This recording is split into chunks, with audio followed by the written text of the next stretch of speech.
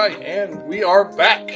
And today we have Mr. Nate Steiner coming off a big win Saturday night over Sheldon Starcher in an amateur kickboxing match. Nate, welcome to the show, man. Thanks for having me, Keith. Yeah, it was a fun weekend.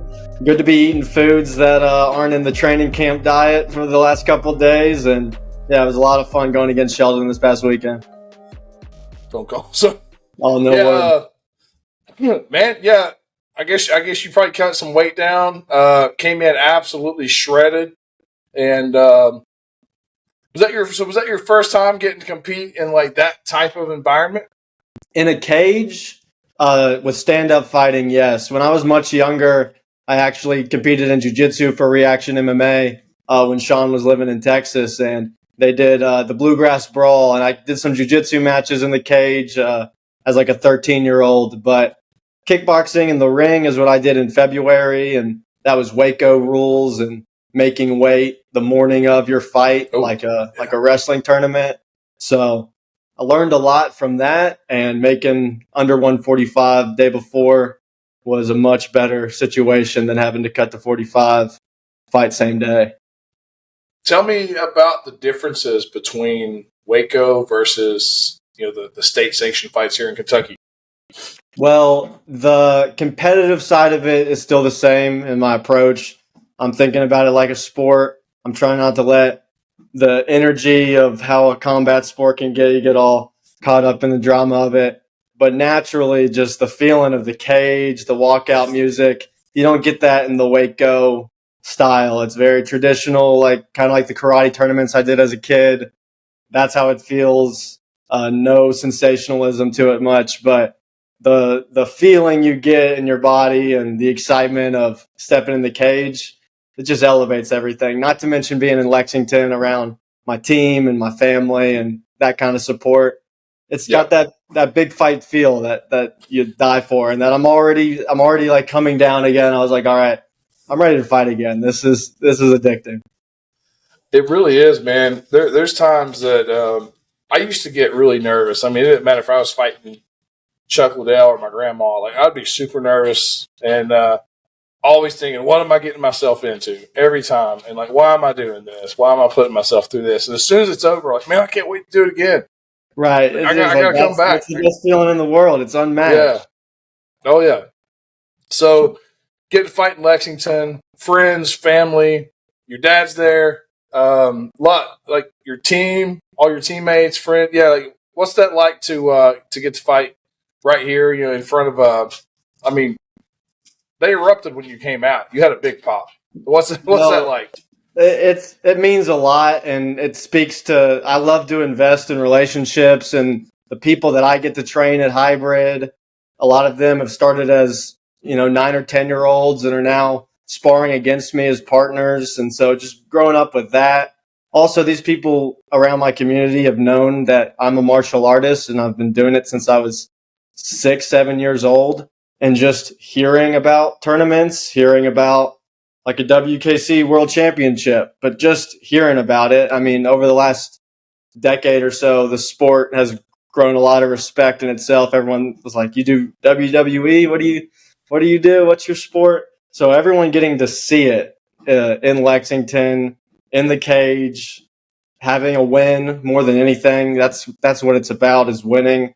As fun as getting to look cool in there and having the gloves on and get hit back, winning in front of everybody, that meant a lot. And if you keep coming to Lexington, I'll keep wanting to keep doing that. That's the dream right there. Back. We're coming back a lot. It's a lot easier for me to put these fights on, 10 miles down the road instead of 5 hours away. Yeah.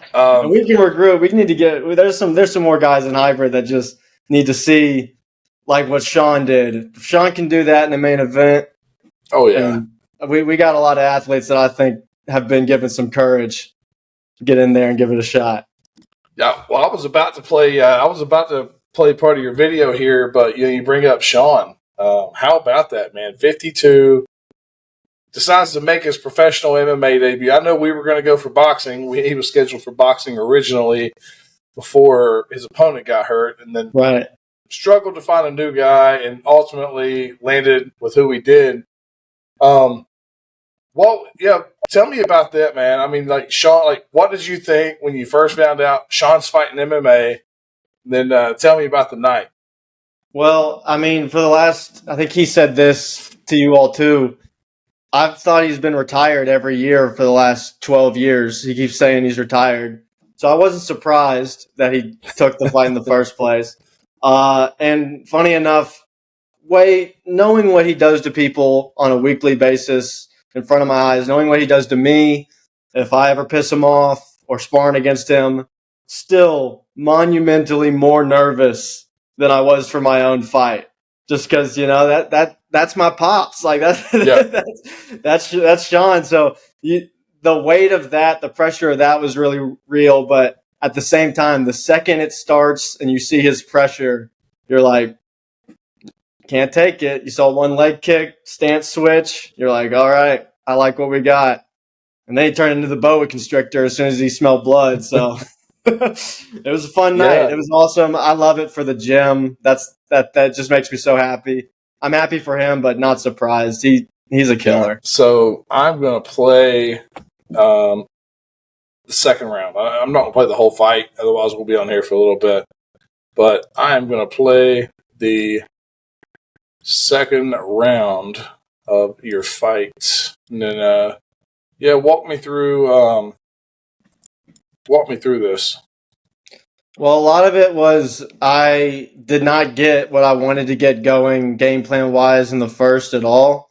And the commentary did a pretty good job of speaking to what I wanted to do, which was just work the body, work side kicks, knowing that Sheldon's got an amazing reach and amazing use of that reach for our weight class.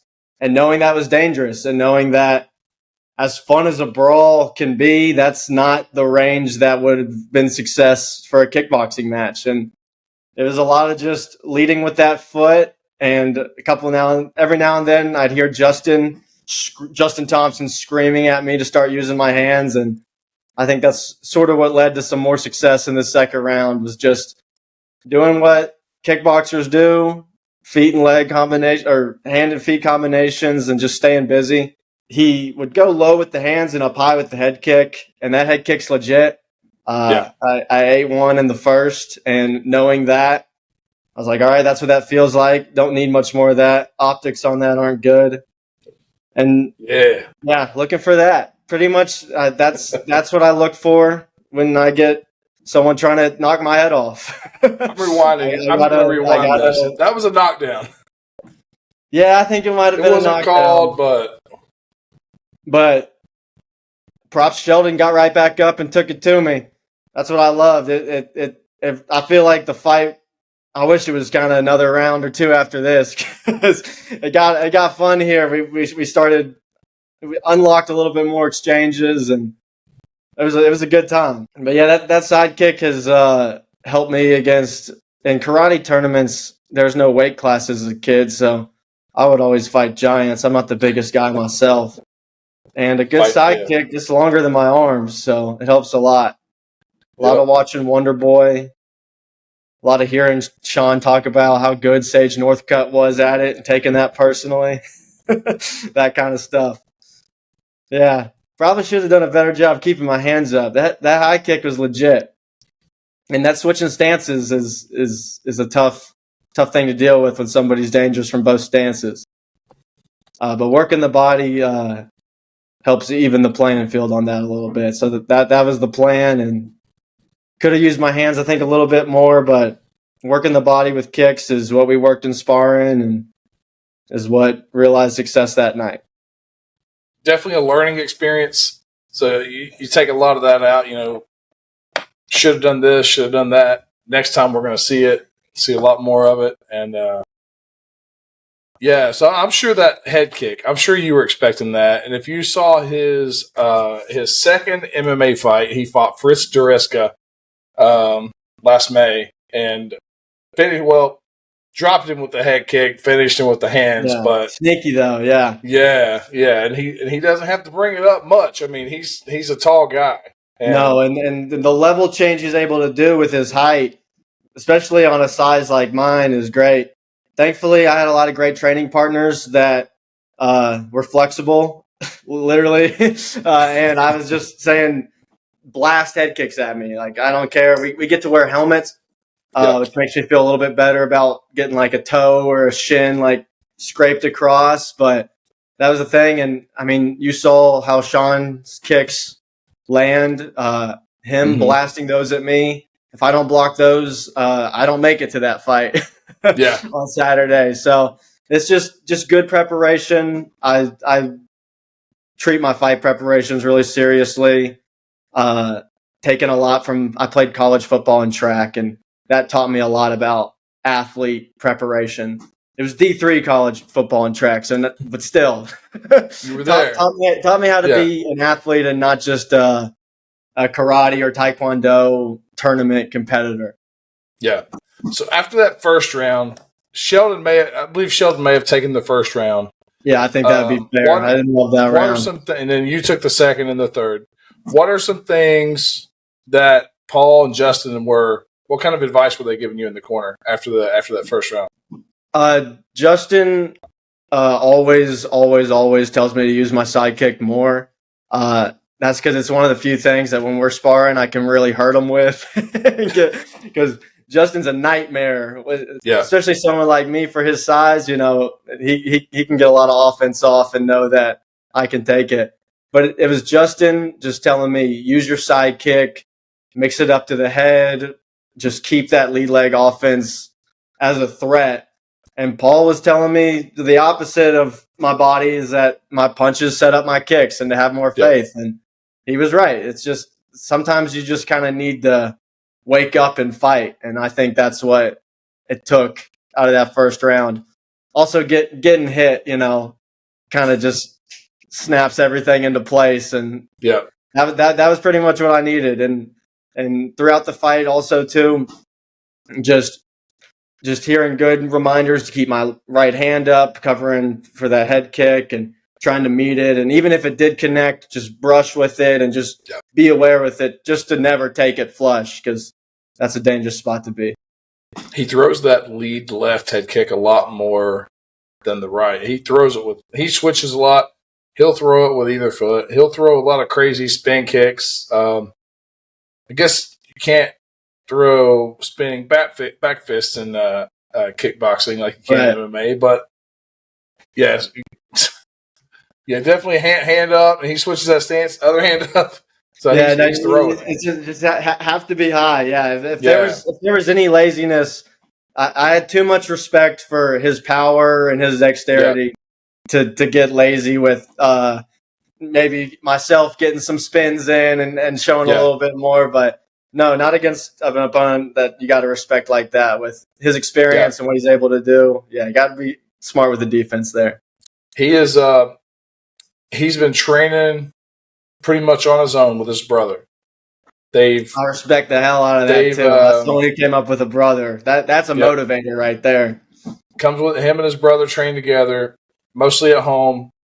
They had I think they had a jiu-jitsu coach for a very short period of time. But it wasn't like all the time. And that gym shut down. So it's just been the two of them. But they moved this week. So after the fight, they moved and they are now training at Category 5. So it's Hurricane, West Virginia, Category 5 Jiu-Jitsu. I think we're going to see Sheldon really skyrocket up as far as training.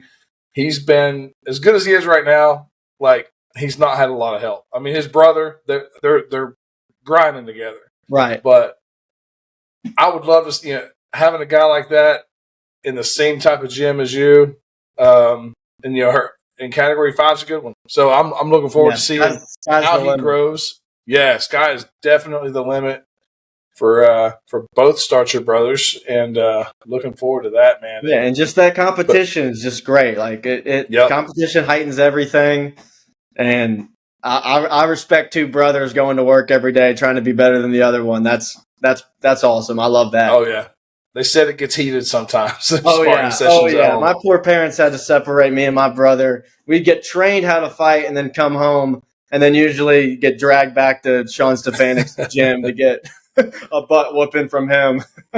Yeah, your dad was telling me about you guys. I guess now you got the youngest brother coming up, Right, the and probably 13-year-old. already bigger than all you guys, right?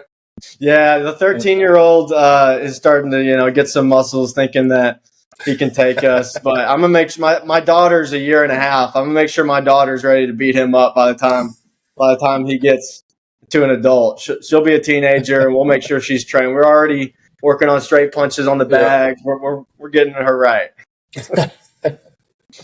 That's awesome, man. Yeah, I've shoot. I don't know.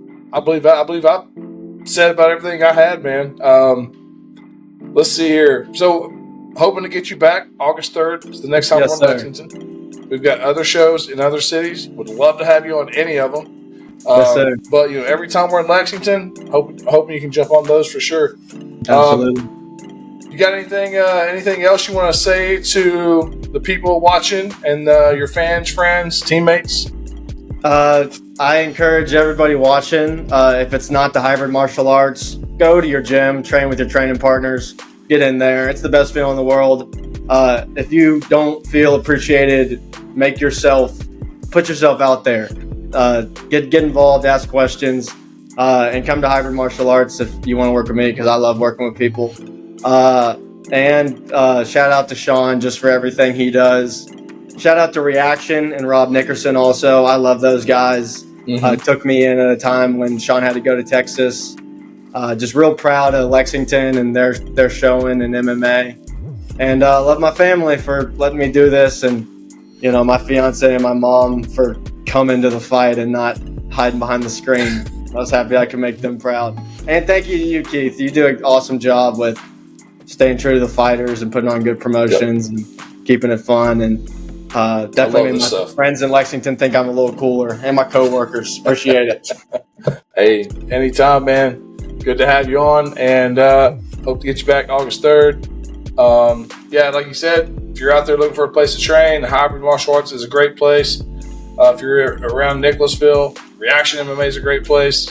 There's plenty of places here. Find a gym, come out to the shows, and support these local fighters. Don't wait till they're in UFC. Don't wait till they're in ONE FC. Yeah, support them now. They need you now more than ever. Well said. Yep. Thanks for coming on, man, and look forward to talking to you again. Yes, sir, Keith. Appreciate it.